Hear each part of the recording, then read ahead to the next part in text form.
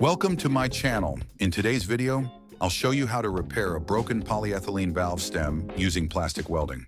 I'll demonstrate how to fuse a rubber valve stem with a piece of rubber to make it work again. If you find this video helpful, please support the channel by subscribing and hitting the like button.